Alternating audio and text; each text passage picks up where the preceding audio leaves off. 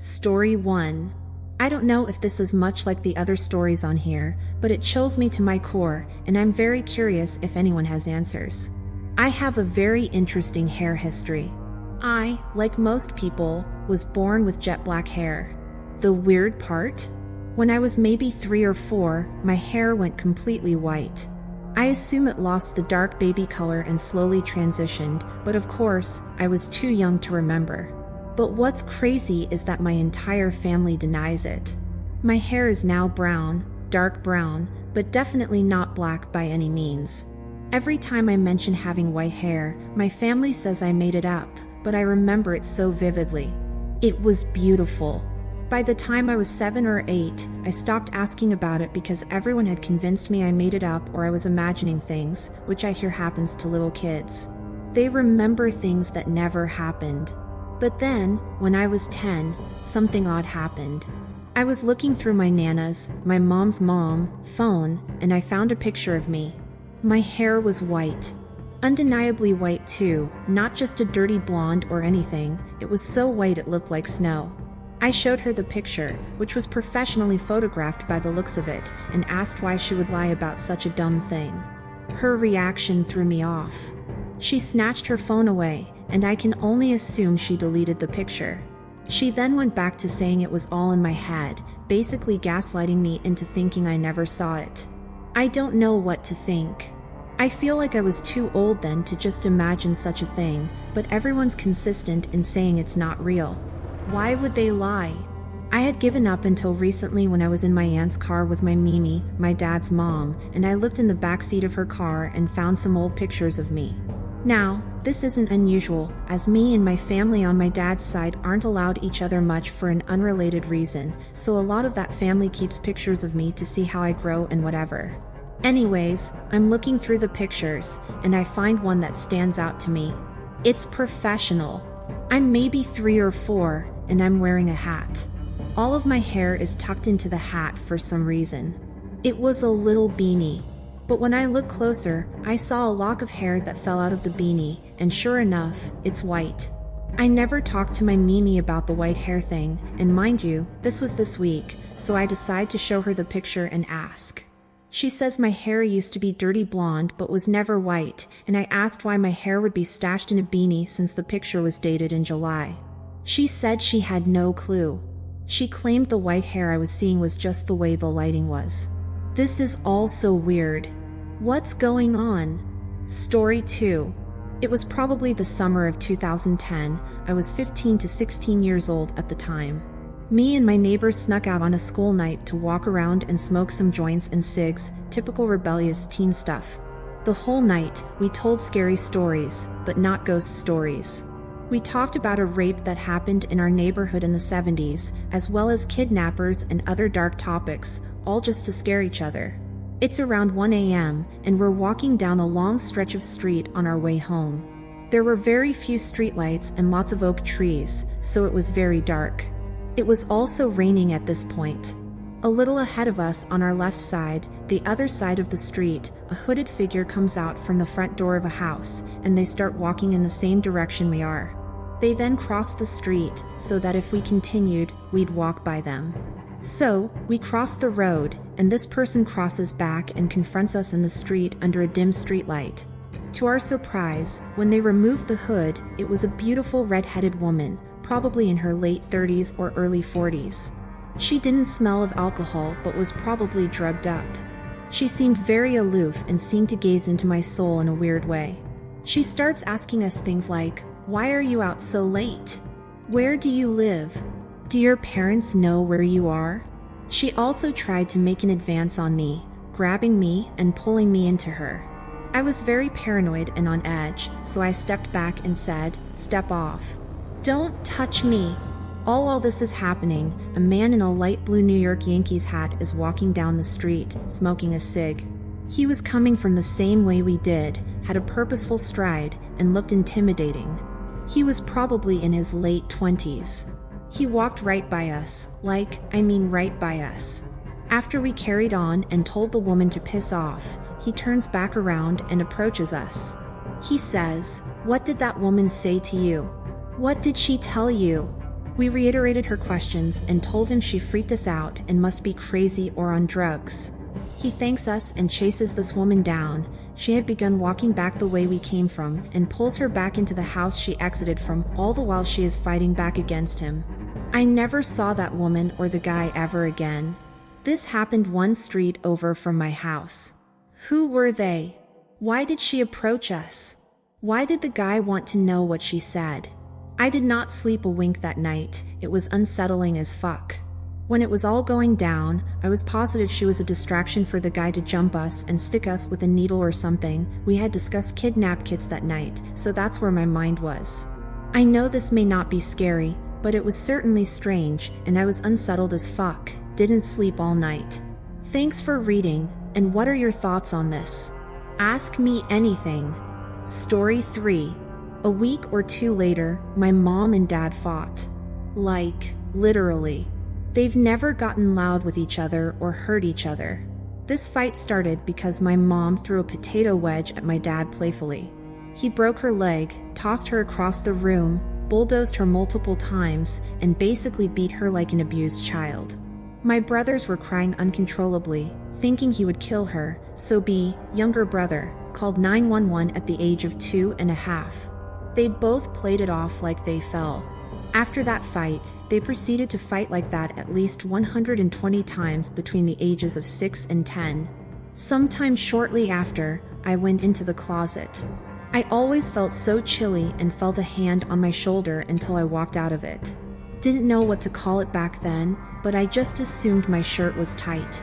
A couple of months before we moved, my dad was playing with B and picked him up towards the closet in my parents' room.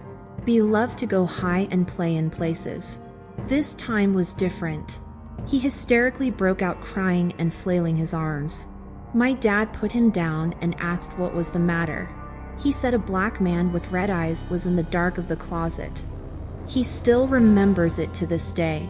I asked him about it last year or two ago, but it's been 20 years. He still remembers it all the same. The black crow emblem above our address on our house always scared me, and I don't know why. This house was full of evil, always cold. The roaches never left. So we moved, but I came back 8 years later. No one lived there, and it was being renovated. Me and my friend A from my previous stories broke in. The house was 35 degrees colder at least, and it was summertime around this time. No one lived there since then. How do I know? Because my dad's VCR tapes were all still there. He had 9 boxes worth that we dropped and left. We moved suddenly, so I didn't ask why back then, but they were his. He was a professional wrestler in the IPW circuit, small wrestling organization in Indiana, and his recorded matches were in the boxes. I took a couple, and Twister. That was his favorite movie to watch with my mom. I couldn't take them all, but I took what he would have wanted. So I had to go to the basement. To see the door. It was cemented in. You could see where a door was. It was covered in cement, blocking it off from the rest of the world. Outline and all. The hole in my room was still there. It opened months after Rocky went missing, so that didn't eat Rocky. The house did, I believe.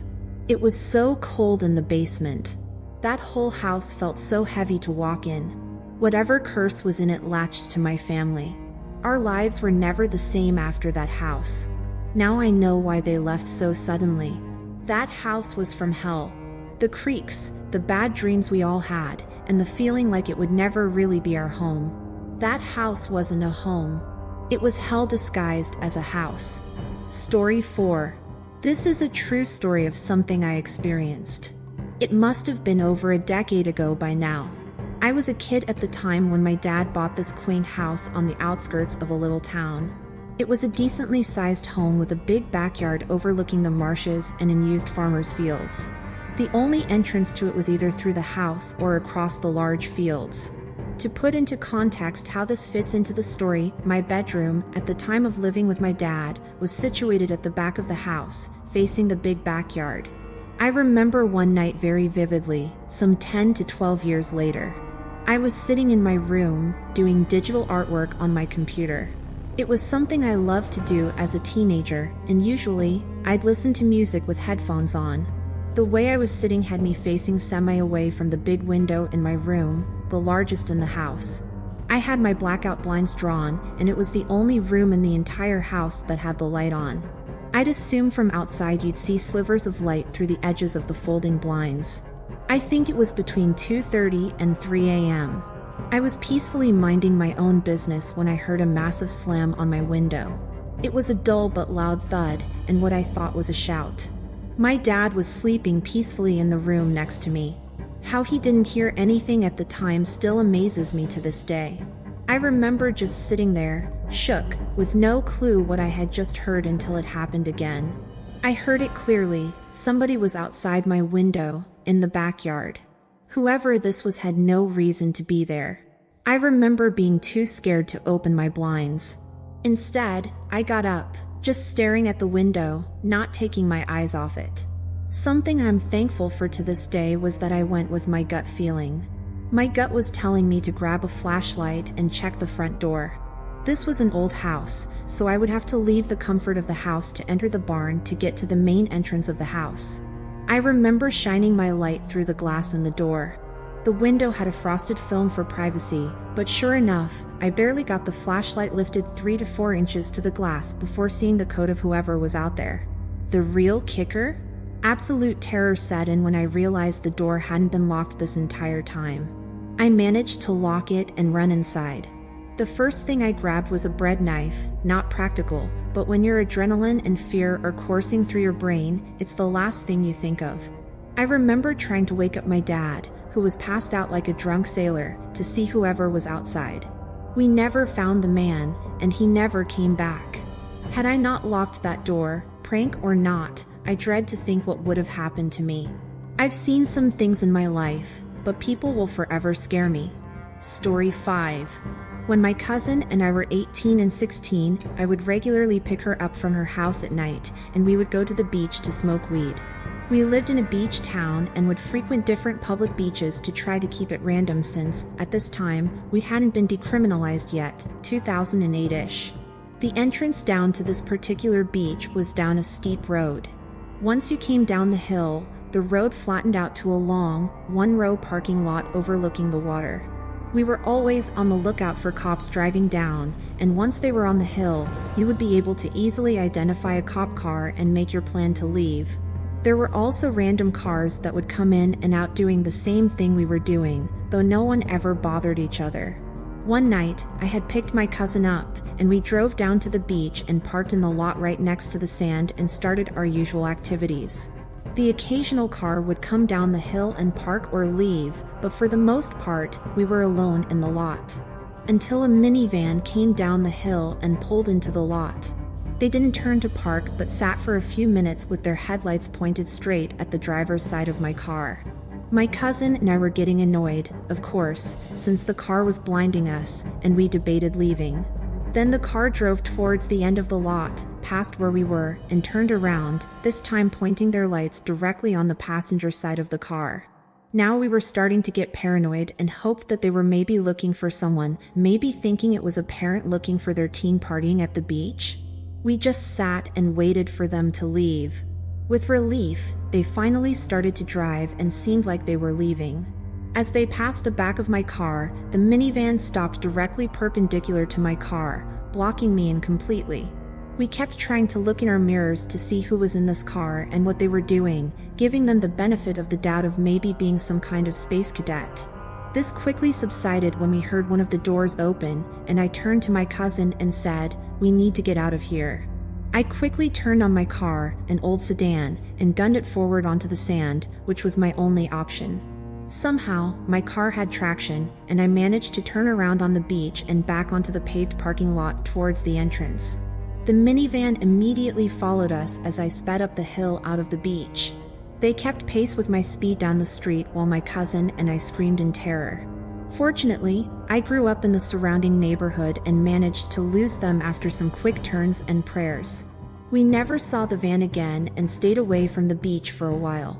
Looking back at this situation, it seems like it could have easily been people trying to traffic us, or who knows what, but definitely nothing good.